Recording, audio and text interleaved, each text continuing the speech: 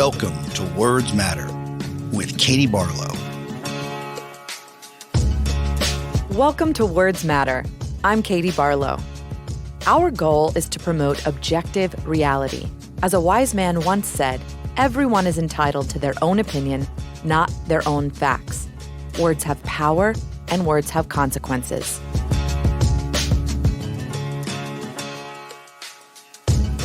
As Black History Month ends and Women's History Month begins, we wanted to honor a pioneer in the struggle for equal rights for both movements. Shirley Anita Chisholm was a politician, educator, activist, community organizer, and author.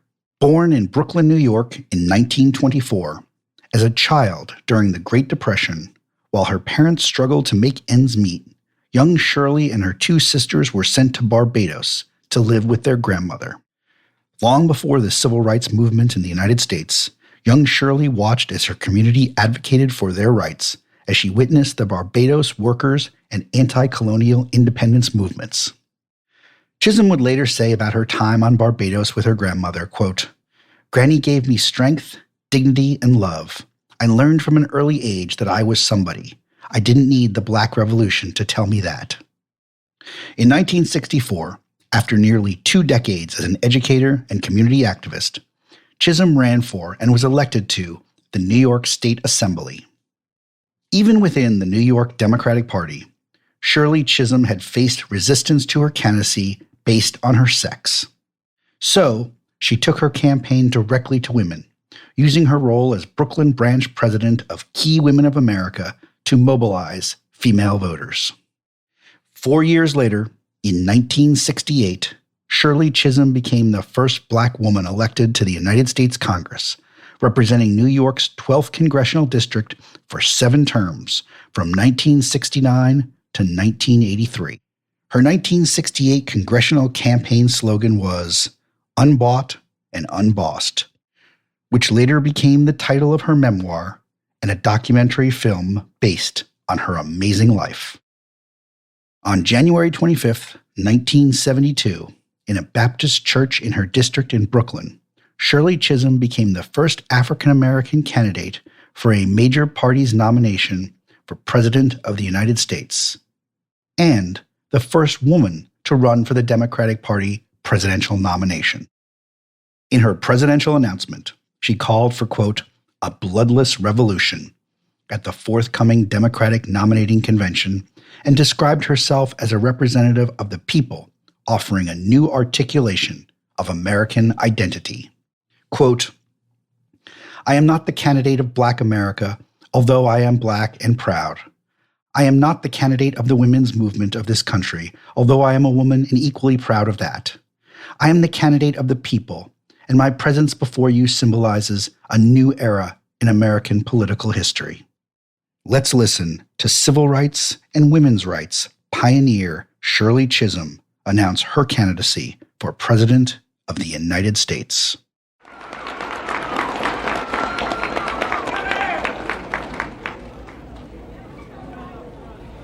I stand before you today as a candidate for the Democratic nomination for the presidency of the United States of America.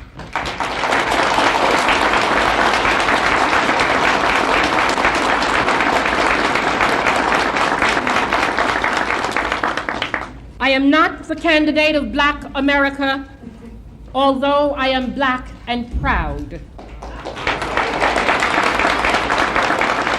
I am not the candidate of the women's movement of this country, although I am a woman and am equally proud of that. I am not the candidate of any political bosses or fat cats or special interests. I stand here now without endorsements from many big-name politicians or celebrities or any other kind of prop. I do not intend to offer to you the tired and glib cliches which for too long have been an accepted part of our political life. I am the candidate of the people of America.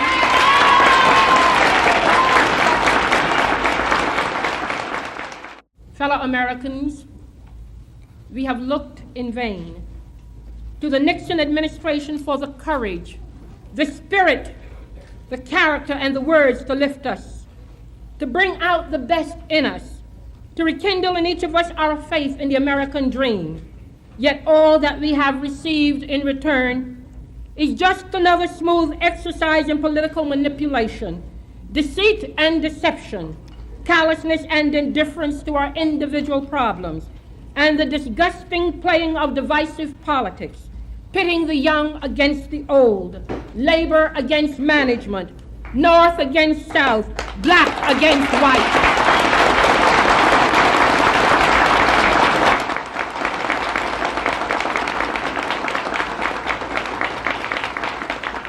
The abiding concern of this administration has been one of political expediency rather than the needs of man's nature. The president has broken his promises to us and has therefore lost his claim to our trust and confidence in him. I cannot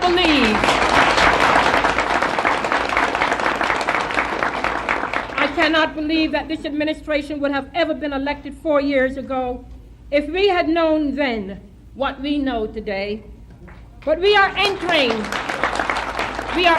a new era in which we must, as Americans, demand stature and size in our national leadership. Leadership which is fresh, leadership which is open, and leadership which is receptive to the problems of all Americans. I have faith in the American people. I believe that we are smart enough to correct our mistakes. I believe we are intelligent enough to recognize the talent, energy, and dedication which all Americans, including women and minorities, have to offer. I know from my travels to the cities and small towns of America that we have a vast potential which can and must be put to constructive use in getting this great nation together. I know that millions of Americans from all walks of life agree with me that leadership does not mean putting the ear to the ground to follow public opinion, but to have the vision of what is necessary and the courage to make it possible. Americans all over are demanding a new sensibility, a new philosophy of government from Washington. Instead of sending spies to snoop on participants at Earth Day, I would welcome the efforts of concerned citizens of all ages to stop the abuse of our environment. Instead of watching a football game on television while young people beg for the attention of their president concerning our actions abroad, I would encourage them to speak out, organize for peaceful change, and vote in November. Instead of blocking efforts to control the huge amounts of money given political candidates by the rich and the powerful, I would provide certain limits on such amounts and encourage all the people of this nation to contribute small sums to the candidates of their choice. Instead of calculating the political costs of this or that policy and of weighing favors of this or that group, depending on whether that group voted for me in 1968, I would remind all Americans at this hour of the words of Abraham Lincoln, "A house divided cannot stand."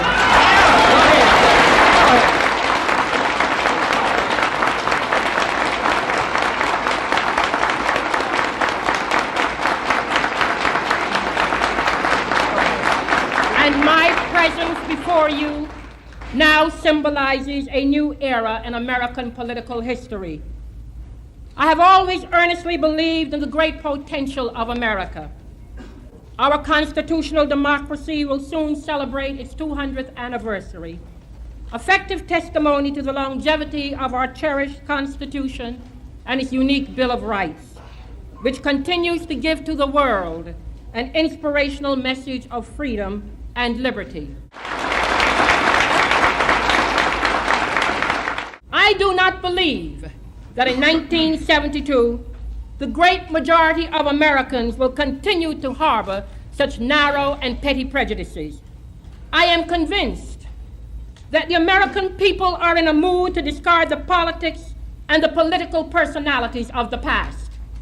I believe that they will show in 1972 and thereafter that they intend to make independent judgments on the merits of a particular candidate based on that candidate's intelligence, character, physical ability, competence, integrity, and honesty. It is, I feel, the duty of responsible leaders in this country to encourage and maximize, not to dismiss or minimize such judgment.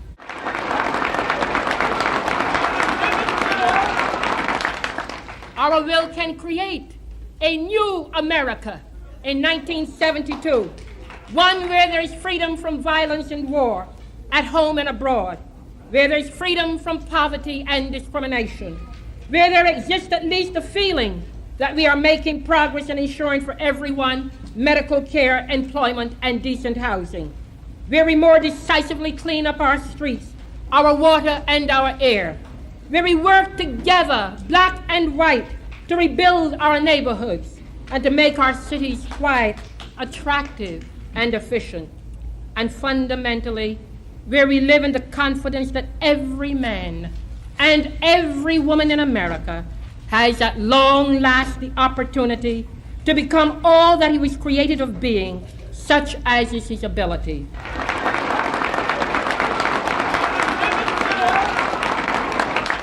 In conclusion, all of you who share this vision, from New York to California, from Wisconsin to Florida, are brothers and sisters on the road to national unity and a new America.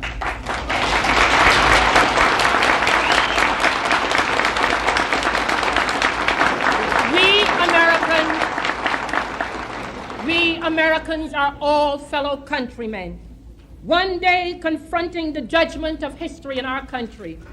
We are all God's children, and the will of each of us is as precious as the will of the most powerful general or corporate millionaire.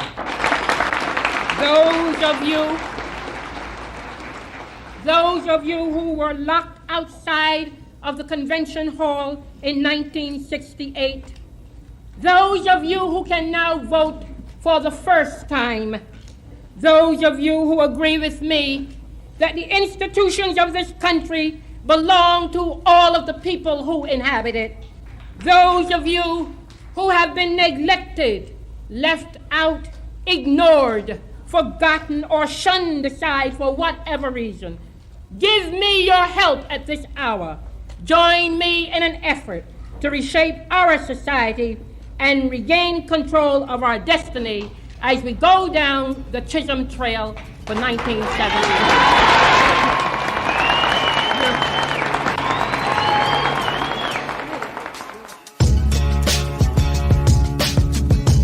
Thank you for listening to Words Matter.